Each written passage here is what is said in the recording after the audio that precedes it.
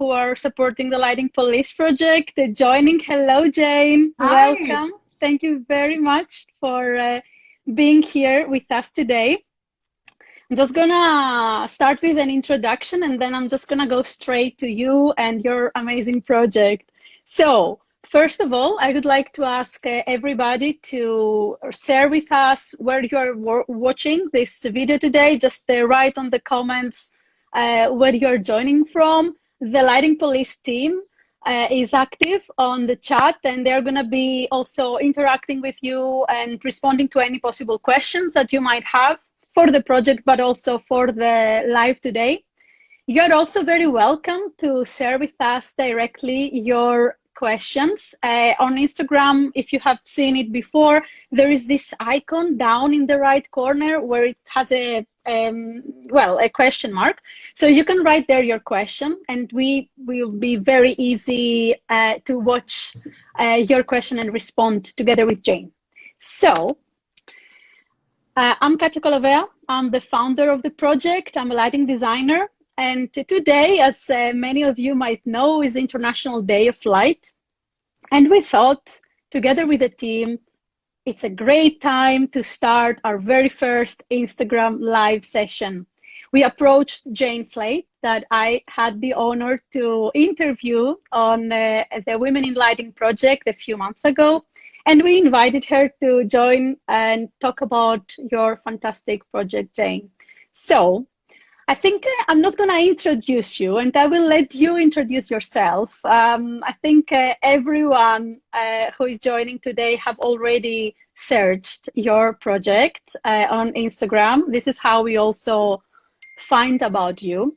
So, Jane, would you like to introduce yourself? Tell us a little bit about the project, not much, because we're going to go through a couple of questions that we have prepared for you. So just tell us about you, where you are, and yeah, why light, why anatomy of light, and so on.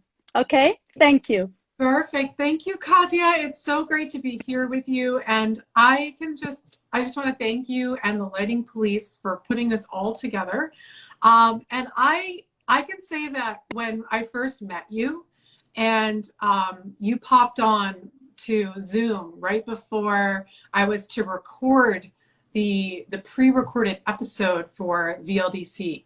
And I just felt an immediate connection with you. And I thought, wow, we could do some great things across the world because you're in Greece and I'm in Massachusetts. And right there, we have two places on the planet that can be like signals beaming out the importance of darkness and lighting carefully.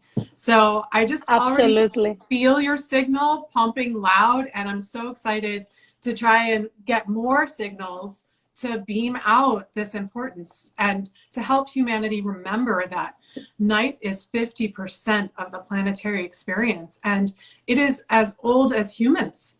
And so we really have, in the last 150 years, changed our planetary experience so that we don't experience darkness or night.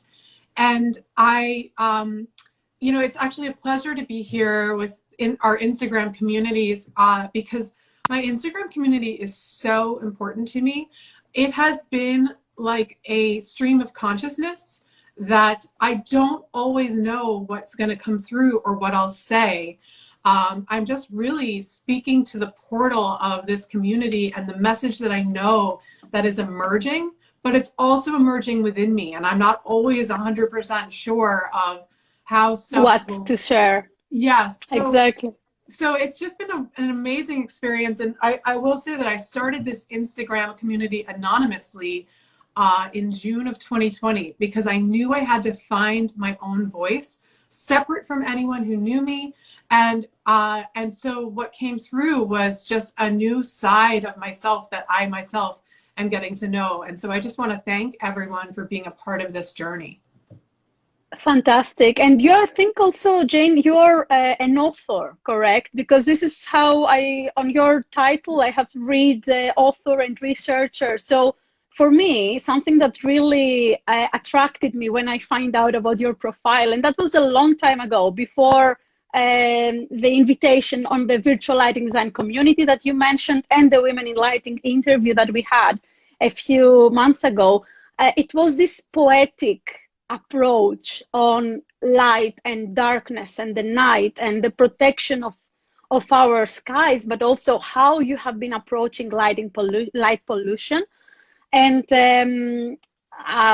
yeah, there are many points. I have some notes here next to me. That's why you see me looking in my left. Yeah. And there are a few things that I really would like to highlight from all the research that we have done as a team to you and your project. So I do want to go through a couple of questions that we have prepared for you. Before we start with the questions, I also want to share a similar perspective on the Lighting Police Instagram platform, which the Lighting Police started in 2020 officially, and it has gone like through a long journey. We have a fantastic team, very passionate, and obviously we're not going to talk about it now. Maybe this is for another session. I'll interview but you. I just wanted yeah, maybe you interview me. That's a good point. And the team as well. Maybe we have the whole team joining. That would be fantastic. But what I wanted to share is that it's fantastic how international this community and this platform is. We keep receiving private messages or, you know, case studies, pictures. People are texting, but also, how do you say, tagging us on different Instagram stories. And this message is just communicating across different accounts and different platforms. It is fantastic how we are all connected. This is what I want to say. And I would also like to thank very much everyone for being part of the Lighting Police platform. So, Jane, first question, and this is a very good one from my perspective that came from the team. On a personal level, what does darkness mean to you? Well, when I was reviewing our interview and that question, the first thing that came to mind was that darkness is a guided meditation. So a lot of times it's really nice if there's a recording of a meditation and it can kind of walk you through, but darkness is sort of the natural version of that.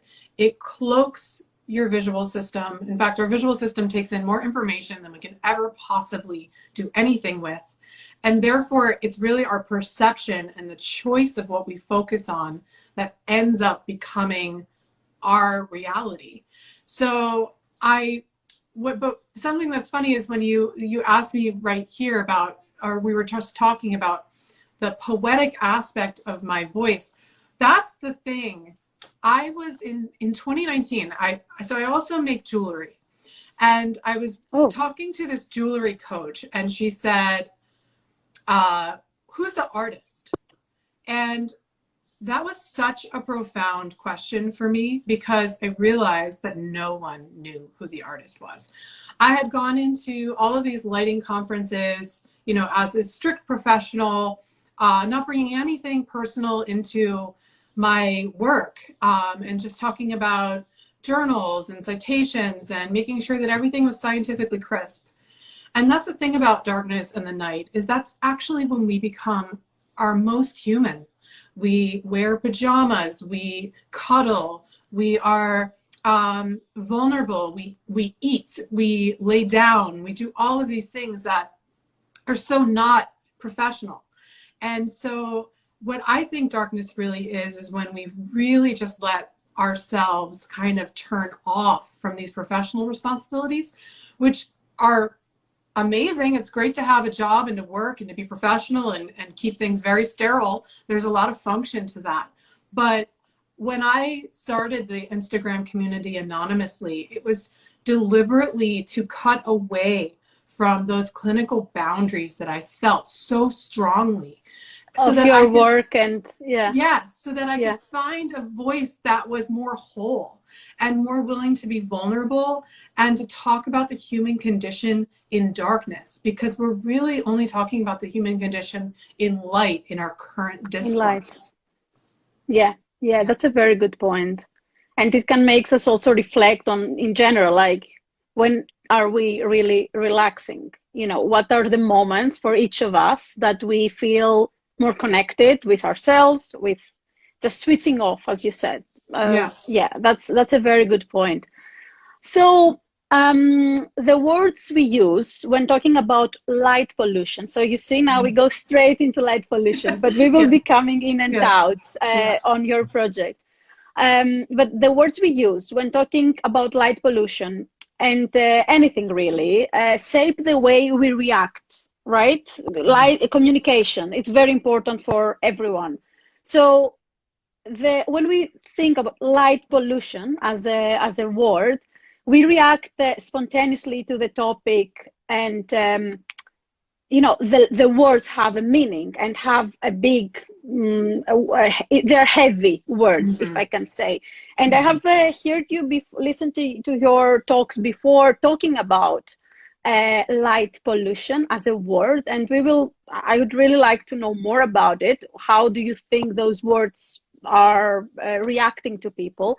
But before we do that, I would like you to talk about starving for darkness. Sure. Like, this is a very strong, like, it has a strong connotation. Starving for darkness, which is the name of your project.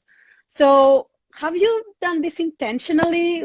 Tell us a little bit about that. Like, talking about words, talking about how strong they are. Mm-hmm. Well, it was right here at my desk here in Cambridge. I was putting together a keynote speech for a sustainability dinner here in Boston. And there, I had highlighted research about human circadian rhythms. And it was all on this hunch that, we're spending all this time in light. And at the time, I was working for an outdoor lighting manufacturer, and we were starting to produce and manufacture these super high powered LEDs, like 100-watt LEDs. So to anyone Okay. who's not really in the LED or 1,000-watt LEDs. And so for someone who's not in the lighting world, we had incandescent, which we talked about in wattage, but those were far less powerful. So a 100-watt LED is much more powerful than a 100-watt incandescent. Then we started to make those LEDs much more robust. So I was looking at fixtures that were like 1,000 watts and just scratching my head being like, well, we have so much power in our hands that we're not realizing. And it's a mentality currently at that time of more is more.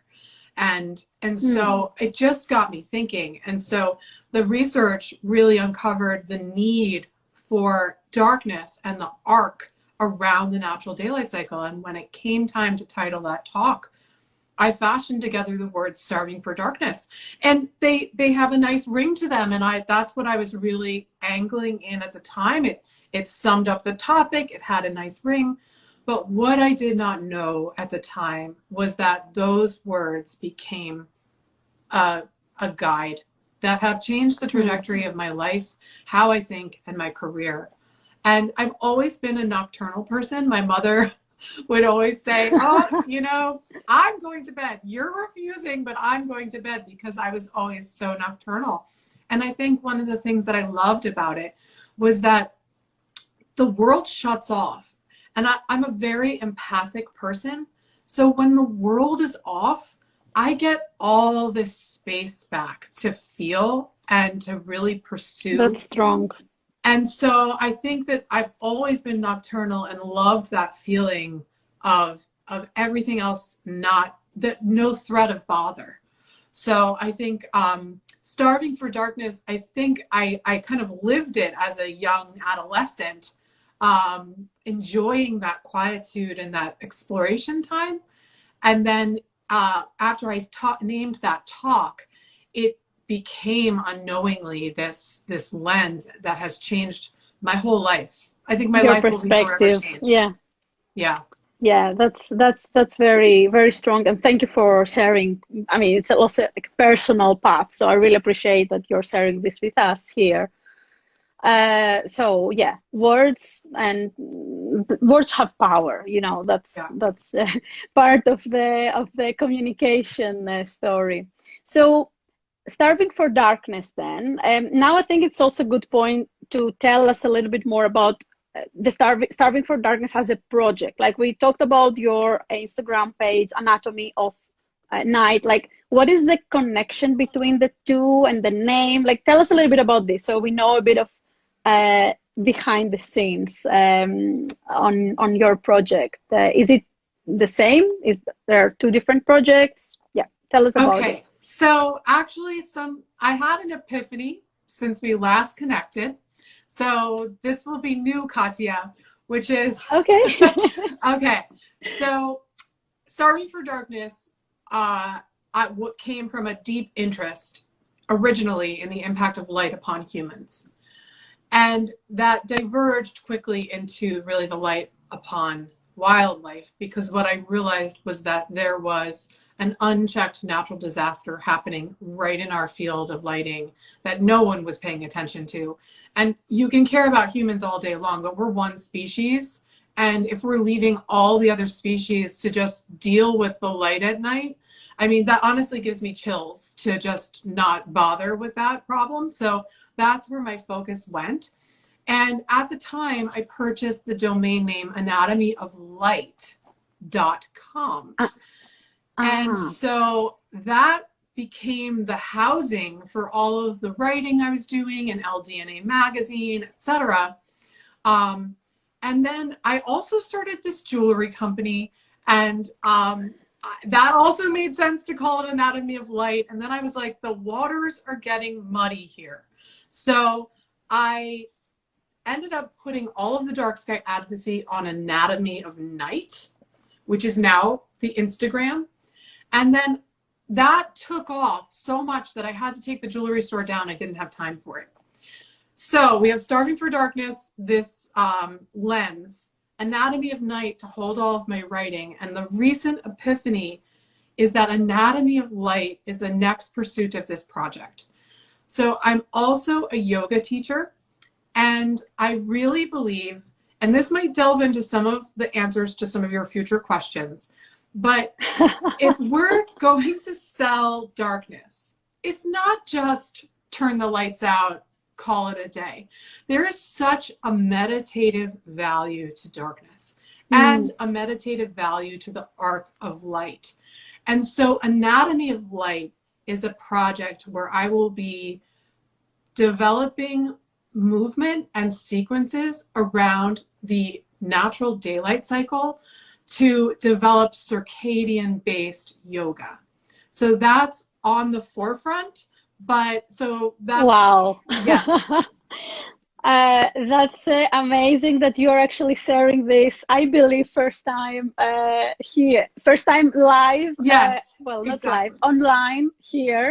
That's fantastic. And as I have already shared, the whole Lighting Police team is really passionate about your project, and we would love to support further and collaborate.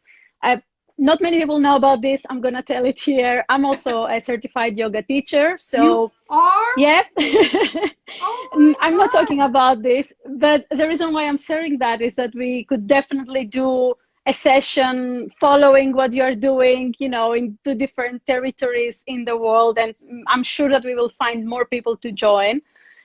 Keep this in mind. I'm going to write it down after this. Katya, we could be darkness retreat yoga teachers, bring people to areas of the world where you have dark skies and that you operate and experience the stars. Exactly. Yes. It's so much more than turning the lights out. There's so much beauty to be found. And I just want to say that on a personal note, you know, people are always surprised that I'm a yoga teacher.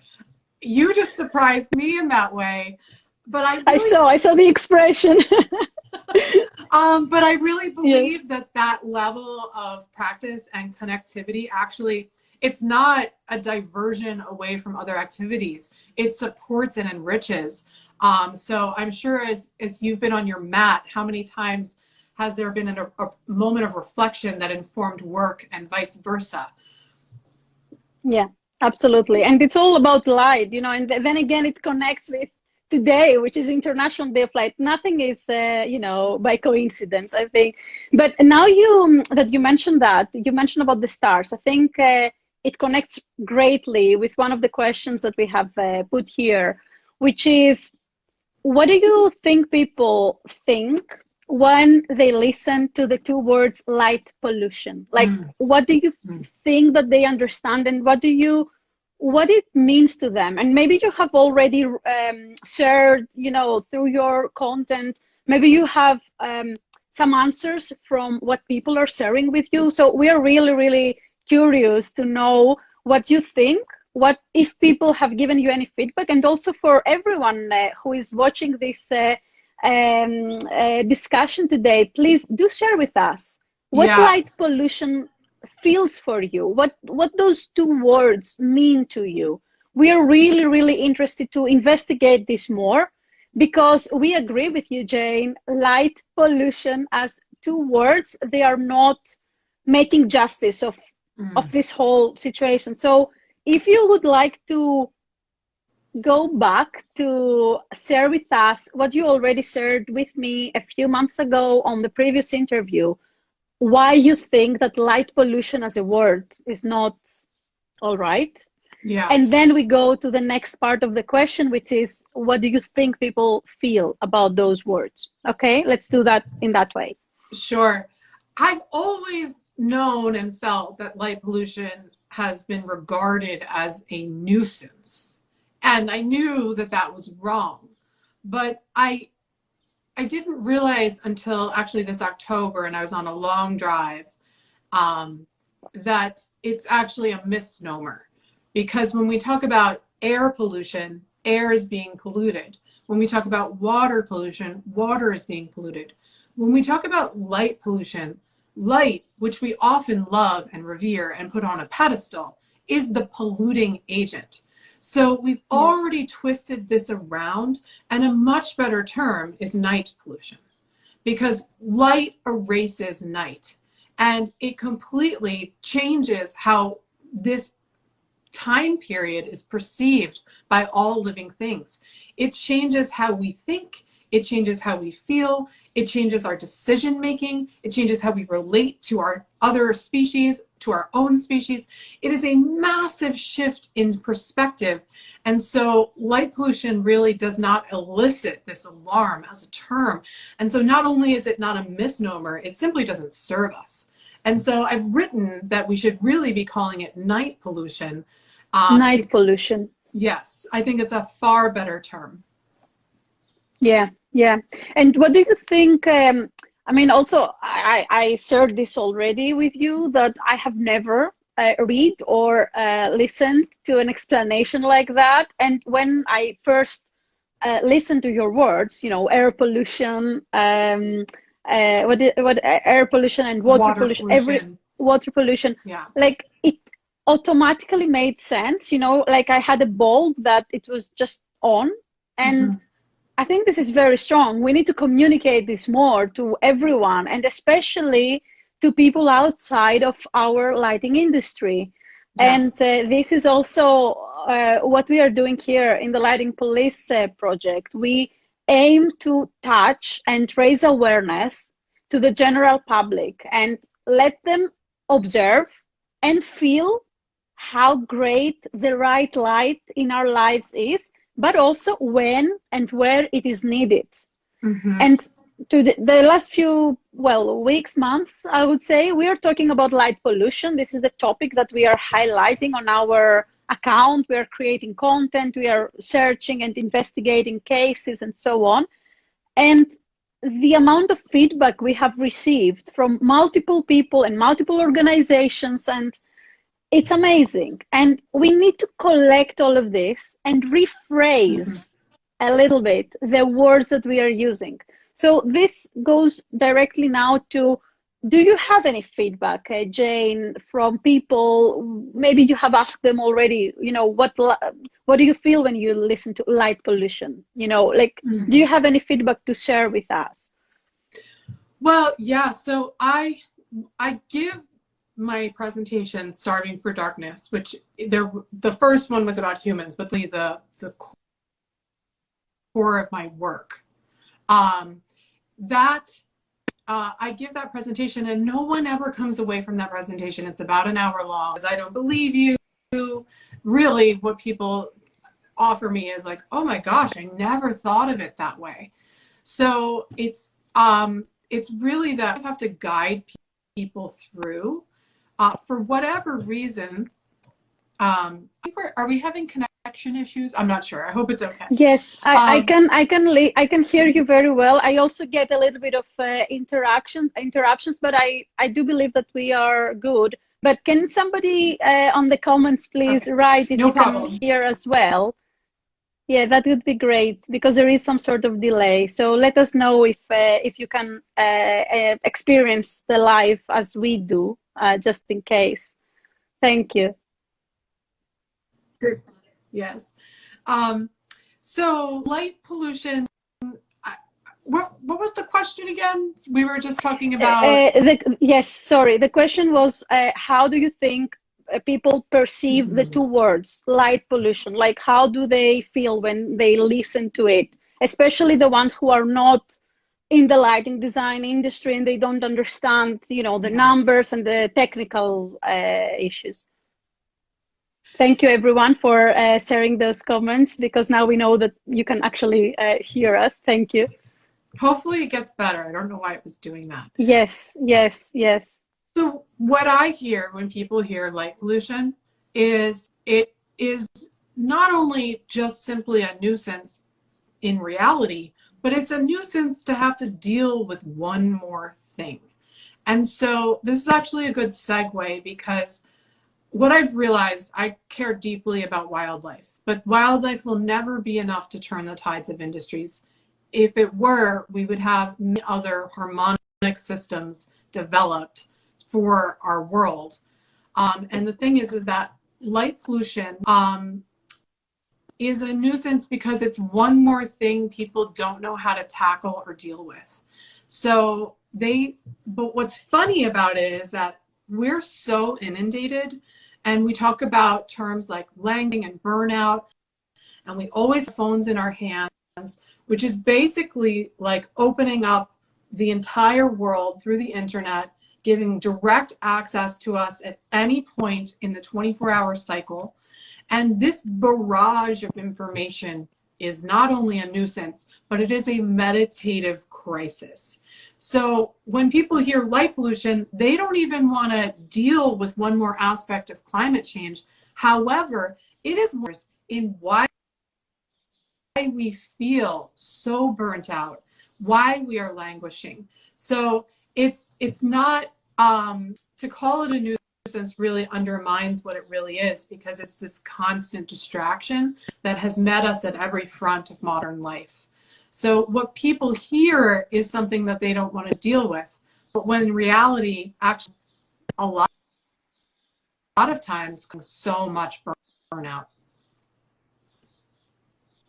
Yeah, that's a great way to see it, and I have similar feedback to give because oftenly, you know, I'm asking friends and the family and different people that they're not in the industry. I'm saying, do you know what light pollution is? Like,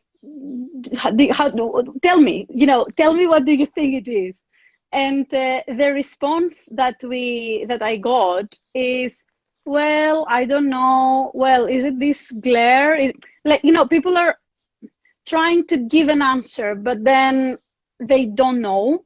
So there is also this connection there that there is first, maybe the term light pollution feels, as you said, a bit, you know, also, how to say, I don't want to deal with it because, you know, I have already a lot in my head and everything that is happening in the world. So I don't want to even think about it or whatever. But the thing is that there are many simple ways that we can all do if we all do, you know, in a personal level. There are so many ways that we can raise awareness and take action and hopefully improve this light pollution, well, night pollution. Yes. Night pollution condition. So this takes us to the next question, which is actually, if you, let's phrase this in a different way, like, what are the most alarming issues arising out of light pollution that needs our immediate attention? And if somebody comes to you, Jane, and say, why should I care that much? Why, all right, I cannot see the stars. All right. And so what? Like, what do we answer to those people who are unsure, or they don't know, or they don't trust, or they haven't even thought about it, as you mentioned from your experience? Like, can we highlight now the most alarming issues that they are arising out of light pollution? Sure. I think the one that breaks my heart the most is the birds. Birds, they're in North America alone since 1970, we've seen a decline in bird populations of 3 billion birds. It affects every single biome, and birds use the map of the stars. That is their map to make their way on the planet. Some birds migrate to such extent that most of their lives are spent in the sky. So when we pollute the sky with light at night, we blind birds from being able to find their way properly. And this has led to 3 billion less birds in North America since 1970 alone. And cities have seen large killings of birds. Birds fly in flocks a lot of the time. So what happens, and if you've ever seen one of those, I've taken video of it because it just moved me so much, but flock of birds moving in the sky, and one moves so that they all move. And this is beautiful wending and moving that happens because the leader sort of is always changing. But what happens with migrant birds is that they don't know their surrounds as well. So what can happen is they get spooked. They can all fly right into an object, let's see, which is usually glass.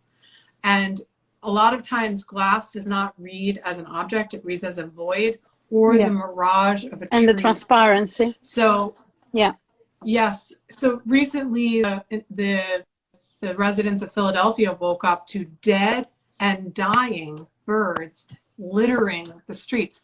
Residents walked out twitching birds on the streets.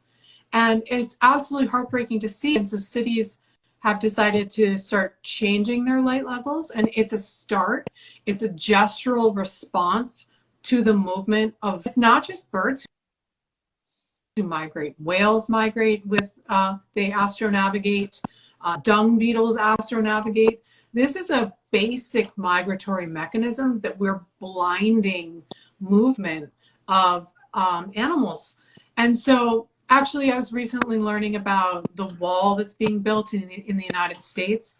And one comment that was made is that it will never stop a human. Humans will always find a way around the wall, but who will immediately not find a way is wildlife. And so we don't realize to the extent that wildlife moves all over the planet.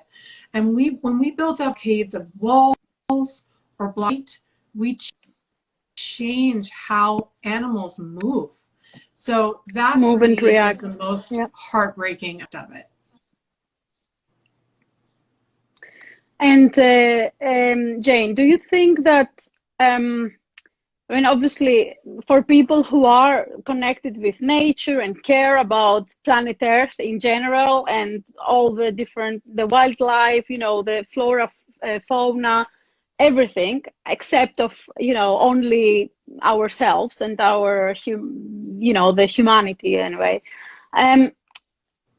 Except of all of us, I would say, I do think that there are many, many people who don't even care about the wildlife. So, their response on that would be, okay, and why should I care? And I had this quite a lot for multiple people. And from the time that I actually had this, I have been asking all the time, whenever I am on a panel discussion or on a talk or anything that has to do with light pollution and experts and professionals sharing their thoughts, I'm always asking, what do you say to somebody who say, well, I don't care? Like, is there any way to for example, when we talk about water pollution, we know that, well, if our water gets polluted and then at a certain point we're not going to be having access to clear water, well, we are going to die. I mean, yeah, sorry to be that dramatic here on this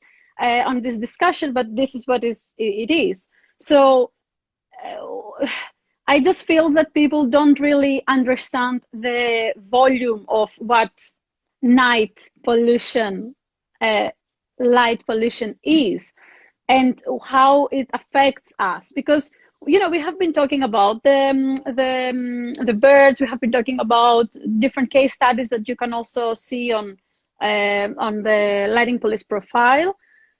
But then we are also talking about the stars. How magical this feeling of awe when you watch the sky and then you experience like really how the stars and how a dark sky looks like. But there are still this question for me, like how do you convince the people to care? This is maybe we don't have an answer right now, and maybe this is also an open question to everyone who is watching this discussion here or on the repeat, to share thoughts and approaches maybe that you guys have on the way how you convince to people why light pollution, night pollution is important. And it affects us, affects our life, affects the quality of our sleep, affects our health, and so many other things that we cannot really touch, in a way, because light is, how to say, intangible as a medium. And yeah, it's a question that I always have. So I don't know, Jane, if you want to comment on that before we move to the next question, but it is something that I really want to see people responding and sharing their thoughts, because collectively we can only make a difference. Yeah, I mean, this was really what happened. Was I started this Instagram anonymously, June of 2020, and then it was about a year later that I was actually standing here in my apartment, and I had this epiphany, and I realized that wildlife would never be enough. And then I thought, well, if wildlife is not enough to turn the tides, and the first thing I would say to anyone saying, I don't, what's the big deal? I would say, well, without wildlife health, there is no human health. We are consumers. We eat plants. Plants photosynthesize light. Light is the basic building block. When you change that relationship, you start changing every relationship on Earth. If they don't believe that, then this was what the epiphany was, is that I had to get personal. I had to make this a personal problem for everyone coming up in this problem. And so what I realized, I was like, well, is it personal? And I asked myself, and I was like, well, right now, when we talk about light pollution with regard to humans, we put it out here in the sky. It's not out here in the sky. It's right here. And I don't know, I bet everyone here can relate to checking their email at 11 p.m. at night and getting information they did not want and that they were not prepared for, and then trying to sleep. That is light pollution. That is not just pollution from light, but it's light-driven information that meets us at a time that we're ill-prepared, that we're not meant to be focusing our thoughts like that at that time of day. And so that is how pollution and light and night pollution is impacting humans. And there are countless stories of people being underneath the night sky and receiving moments of intense, crystal clear clarity, moments of awe that stretch our daily existence out beyond distances we could ever know, that create this massive physical perspective in our thought, allowing our thoughts to touch the unknown and the unknowable. This shift in perspective allows a much different approach to our daily activities. And so the question I ask is, how do we tell our children that they may have less epiphanies in their lifetime because we have blocked a view of the stars? There's a The massive stars. meditative problem happening on the planet when we never take that nightly reflection. And that's ultimately how I've answered that question, which is we have to personalize it, and it is deeply personal. Yeah. Yeah, thank you. Thank you. I really, really appreciate that, Jane. We have some comments. Obviously, thank you very much, everyone, for being active on the chat and commenting and sharing. It's a little bit difficult for us to actually follow and read, but I just spot one right now, which I will be able to read if I come closer. So Dipali says, I would really want Anatomy of Night to progress and travel across different countries and spread awareness about it. I think this would change our way to look and care about night pollution. And this also, for me, Jane, connects with what are the next, how do you envision the Anatomy of Night and the Starving for Darkness project growing? Like, would you like to share with us? You did mention, of course, the great Anatomy of Light plans that you have, which is fantastic. And if we take it back to this question that Dipali shared here, not question, the point, the statement about talking, how the project can travel across different countries. This is also highly connects with the Lighting Police vision and mission. We have an international advisory board in multiple places around the world. We have many active members, collaborators of the project. So we do envision that in the future, we will be able to do more of, night talks, observing the night, doing workshops, and talking with the local communities about the importance of the right light. So please do share with us, how do you envision the Anatomy of Night? How can the project travel all around the world in a physical way as well, not only from the digital perspective? Oh, hello to you. Ferdinand was very into this answer, so he wanted to just come in. I'm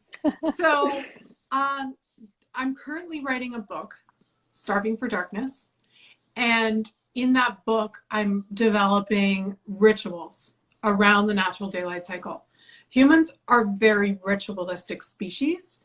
And so a lot of, and I live in America, which is a secular society, and there's a lot of freedom that came with developing a secular society, that you have the right to choose your own religion. But with that, we also lost a level of ritual in our lives.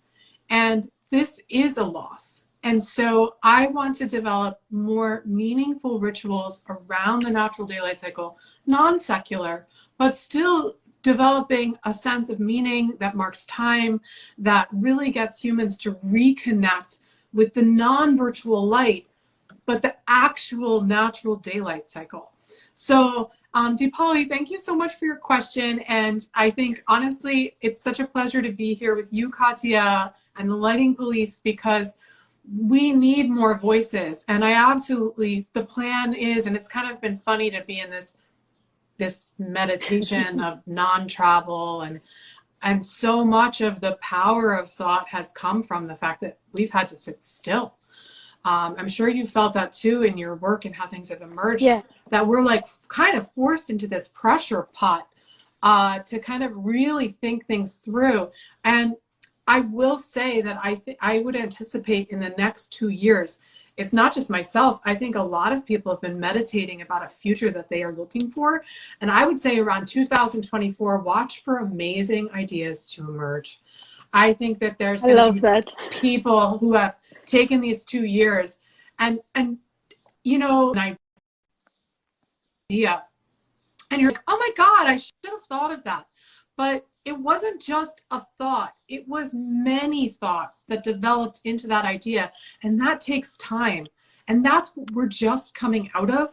So I feel like, yes, travel the world, yes, bring ritual back, yes, give key talks to people and spread this message, yes, bring this into a daily practice of yoga that includes light. So those are all the ways that I want to continue to spread the message, through talks, writing, yoga, and travel. of course, yes. That's amazing and inspiring. And really, I mean, I have shared this before, but I'm gonna share it here as well publicly. I'm really inspired by, your energy and your passion, Jane, and really, really grateful for this discussion, because it's just the beginning of some great partnerships and things that we can do in the future.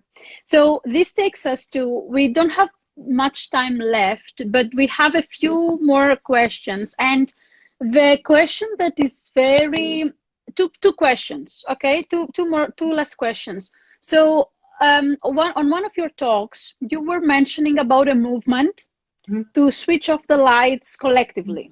Mm-hmm. And there are a couple of, like there is this event for the Earth, the Earth Hour, yes, where in a way, we are all switching off our lights for an hour to show, respect to the planet, but also it doesn't really change anything, but it's more of like a mental thing of, okay, now we collectively do something, we raise awareness about it.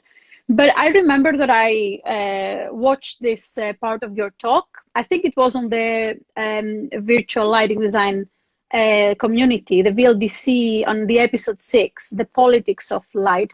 And we will be, after this discussion, we will be obviously sharing a few links so people can actually check out your involvement and what you have been, some talks that are available for everybody to watch. But Jane, can you tell us who is responsible for taking the decision of switching the lights off between 12 a.m. and 6 a.m.? And if there are any ways that our audience today, and whenever people are watching this discussion in different cities, could follow to make it happen? Like, do we have, like, who is responsible, and how can we all independently take action?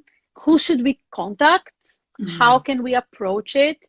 Do you have any action points there? Yeah, so there's Earth Hour. I know that that's a movement to try and turn lights out. I believe that's done in around the summer solstice, no, the equinox. But I could be wrong on the date. I also have come up with Dark Sky Night, which is on the winter solstice. I know that there was recently the World Bird Migration Day. They also wanted to turn the lights out as well. And so there's a theme here, and it's a great idea to ask people to turn the lights out for wildlife. The thing is that you ask whose responsibility is that? It is every individual on the planet's responsibility. And that the thing is, what's happening is no one's taking responsibility. The current thought for humans is the default is just to leave the lights on at full brightness throughout the night. We don't make any changes to our lighting systems, whether we're using them or not. And so that default has now become the status quo. And now people feel uncomfortable to turn the lights out. Because what would happen if I turn the lights out? Well, then would we get sued if someone were to slip and fall? And so we started now thinking about this from a place of fear that we need the lights on, otherwise something bad could happen. And so we've lost our bearings. And so all of these are just exercises in getting back our autonomy and our relationship to light, so that we're now deciding when we want the lights on, because we just have lost this. So a lot of times community members don't know who's in control of public street lighting. They haven't started this conversation yet. And the people in charge of keeping the lights on have been told to keep the lights on because they are worried that they will lose their job if something bad were to happen. So no one's really having this conversation.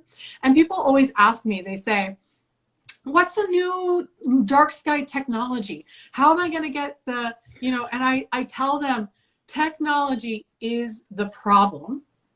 It's actually awareness that is the solution. And so we have all the tools to get the stars back right here and now. Yeah. We have lighting controls, we have dark sky compliant lighting, etc. We're just not doing it. We're not opting for it. So my recommendation is to start with 12 to 6. I'd love to see even more intermittent more periods of darkness through careful selection, intelligent use of smart lighting controls. There's a much finer balance. Sensors. Yeah. Sensors Yeah. that we're not taking at all. But in reality, we just need to start these conversations, which is what all of those types of events, Dark Sky Night, World Migratory Bird Day, Earth Hour, these are all in the same way trying to start these conversations. To start this conversation. Yeah, so people can be like, well, why is that light on? No one's using it. Yeah. And we have the technology to use far less light. We're just not using it. Yeah, that's a great point. And I guess from individual perspective, yes, we can actually make sure for us, you know, that we are switching off the lights on this time and all of that. What can we, like, how can I say that? Like, how can we as individuals approach the right people, find the right people? You know, like, one of the dreams of the lighting police, and I'm really happy to share this with everyone publicly, is to start being able to approaching governmental bodies, local organizations, the municipality, and say, look, guys, let's have a small workshop here, and let's talk about like 3 different things about light pollution, you know, power consumption, like some simple things to inspire them and educate them, but also motivate them to care. That's it. You know, like the whole project of the lighting police, we're not focusing only the light pollution and night pollution. That's true. But what we're trying to do is to raise awareness on all those multiple different points and make people care, observe, and question, you know. When you are, for example, I mean, this is a little bit outside of our discussion, but when you are in a restaurant relaxing with your friends, and then you have like a spotlight pointing at you, feeling super glared. Actually, I think yesterday somebody from Spain shared a great story that we shared on the account, where, you know, like, how can you go back to this place? Some people are gonna go back, but those people will not know that this glary light could cause problems to their eyes, you know, migraines, like not being able to sleep well, and so on. So if we talk about it, if we talk about the problem, people can learn, observe, and start questioning. And then they might be saying to the responsible person in the restaurant, oh, please, can you point the light somewhere else because you are glaring me? And so on. So this also goes to the bigger stakeholders and the people who take decisions. And on what you just said, this is something that I really want to find a way. How can we as individuals, like each of us, yes, we can talk about it. Yes, we can talk to our friends. Yes, we can exchange ideas with other experts and keep talking about it.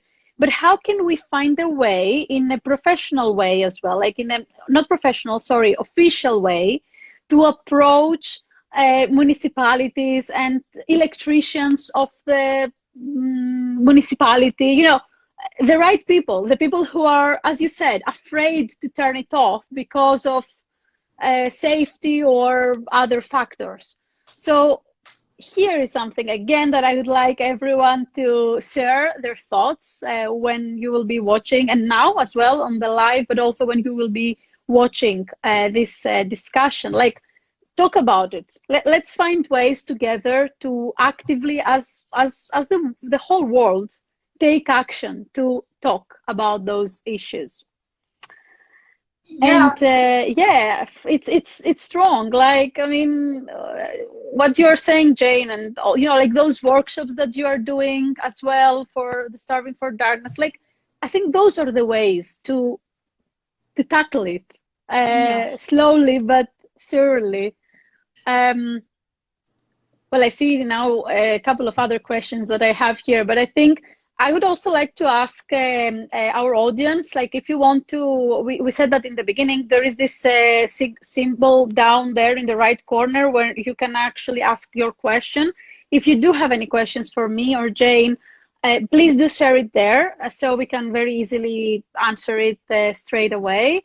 But even if you don't have questions right now, Jane and myself, we will be able to respond to any questions later on, Yeah. privately after this presentation. I think we have time for one last thing here, and maybe just a statement that has really impacted myself when I first listened to you, Jane. But the last question is the call to action that we would like to leave people today with an action. If we can do one simple thing, what this should be. Like, what should we say to everyone who is today here with us? One thing that they can pass this information and awareness and knowledge on. I would say tell one other person. Amplify this message. And if you can today, after hearing this discussion, be able to turn to someone and say, hey, do you know what light pollution or night pollution is really all about? And just explain it and give hope that this can also be solved with the flick of a switch. It's just awareness. And so if we can just spark that shift in awareness with hope, I really believe we can get the stars back. And I just want to point out, you know, when I talk about how we think about air pollution and water pollution, and that those terms are very different than light pollution, which is not a well-named term, I only recently came up with that. And that's just to say that that seems really obvious after the fact. But that's to say that you're doing this work, Katya, I'm doing this work. It's messy. We don't have all of the answers. And so a lot of this work is calling up your local municipality and figuring out who is in control. And that may not be a one phone call answer. That could be you know, an initiative that you get several community members to help start this conversation. It's not like you and I have all the answers, like we understand light pollution, this is what you do, it's done. You know, it Absolutely. is a messy conversation that needs to be exposed. And so start the conversation by telling someone who doesn't know about it already. Pick up the phone, look up your local lighting ordinance, if there is one, and just start to enliven this conversation across the network of humans. Yeah, I think we will do. Maybe you can, guys, you can like this comment if you want. Press the heart to share with us if you agree. Here I see the hearts coming. I think it all starts with us collectively. You know, it all starts with all of us taking action together and talk about it more. Highlight all those things that we mentioned. Yeah. Well, I'm really excited. I mean, the last thing that I wanted to share, Jane, it was this thing that really impacted me when I first had this interview with you and during Women in Lighting Global Gathering in 2022. And I have it here written. And you said, at any given time, the lights could go out right now and light pollution could go away. And so we can actually get the stars back. It's within us to do it and raise awareness. This was deeply, deeply impactful for me. You did mention it again today, and really, really grateful for that. And I do feel that everyone really here who is focusing on those words can understand how the impact that we can create, you know, just by talking about it. And the tools are there. There are ways. We just need to make people care more, the right people to care more about it, right? Yes. Yes. Okay. So is there any last comments that you would like to add, Jane, to this discussion? Yeah, I will say that if we can get the stars back, that light pollution may be theoretically and practically one of the easiest aspects of light pollution or climate change to solve. But if we could actually give that moment of reflection back to humanity, it would galvanize all other aspects of climate activism. So I really believe that this is not only a movement for light pollution, but for all ways to live more harmoniously with the planet. Thank you. Thank you. That's, I think, the best way to summarize and close this our discussion.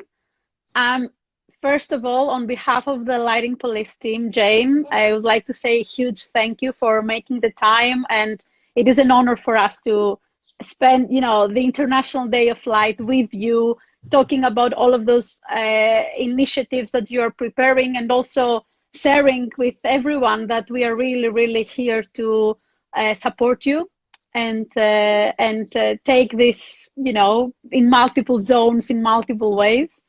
Yes. And I would like also to thank very, very much the team, which is Dipali Sirsat, Elsa Sauma, Anastasia Angeli. They are the core team of the Lighting Police. Together with me, we are developing all the content and connecting with our fantastic advisory board, which is, again, the people that we will also like to thank very much. It's an international network of professionals, and I think, Jane, after this discussion today, you will be also receiving an official invitation to join the advisory board if you want. I would love that. I would love that.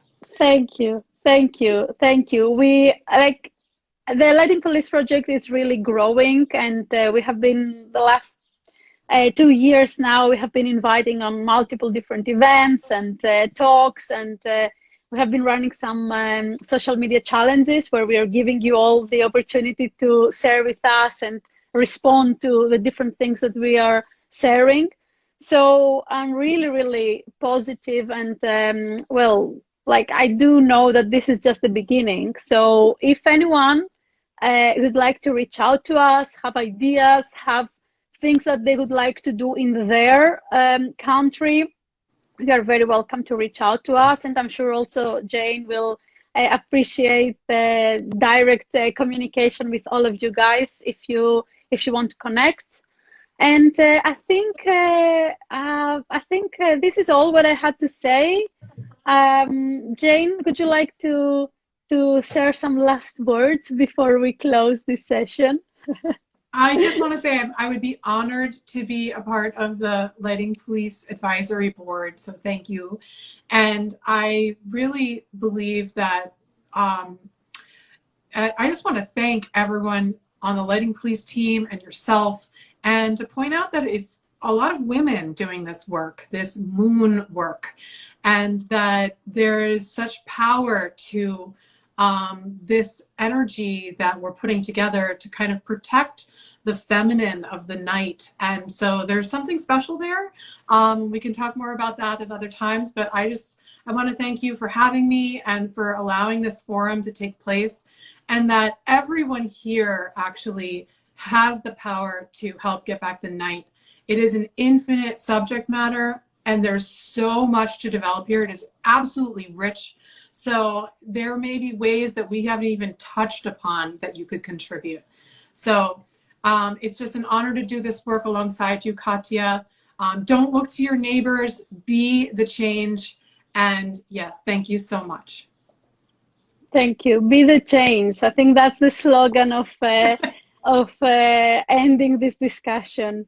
Thank you so much. And before we close, I would like to really thank every single one of you guys for popping in, sharing your comments, interact with us.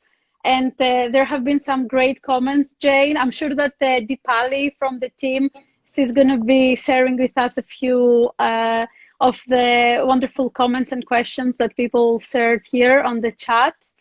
And yes, be the change, be the change. And together we really can make a difference. So thank you very, very much for joining. Thank you, Jane. Have a wonderful day and week. It's Monday, so let's make the most out of this new week. And yes, thank you very, very much. Have a wonderful day. Thank you, Katya. It was wonderful. Thank you. Bye-bye. Bye. Bye.